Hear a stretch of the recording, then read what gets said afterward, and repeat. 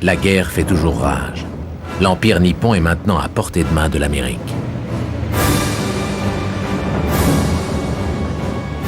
Dernier obstacle, l'île d'Okinawa, qui se dresse sur la route du Japon, une véritable forteresse défendue par plus de 100 000 Japonais.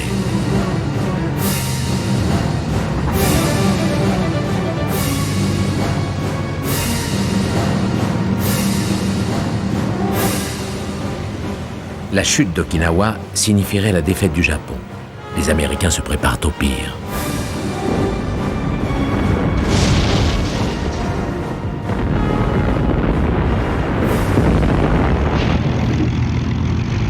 « 50 000 hommes débarquent à Okinawa et avec eux, c'est désormais la règle chez les marines, des caméras et de la pellicule couleur.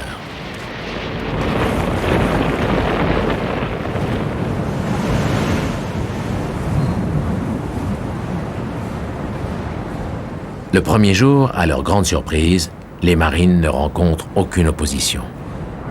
Les vétérans des débarquements de Saipan, de Guam et d'Iwo Jima sont incrédules. Pendant 3 jours, les Américains progressent prudemment. Les Japonais ont disparu.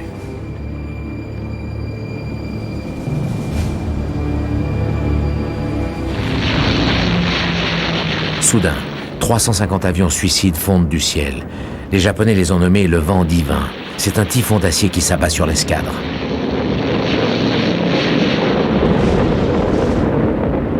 À bord d'un destroyer, une caméra embarquée saisit l'instant où un kamikaze s'écrase sur le pont du porte-avions Bunker Hill. Puis un autre.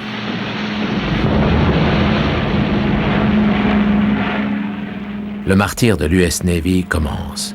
36 bâtiments sont coulés ou sérieusement endommagés.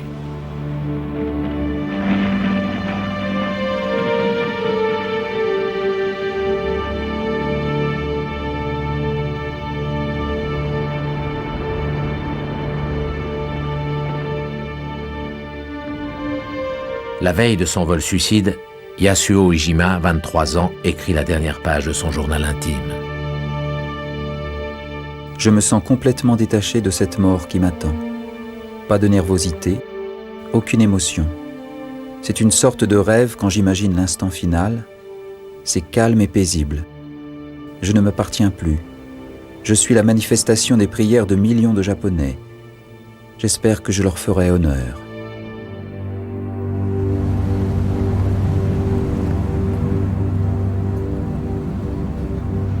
À Okinawa, au moins 2000 kamikazes se sont précipités vers une mort librement choisie.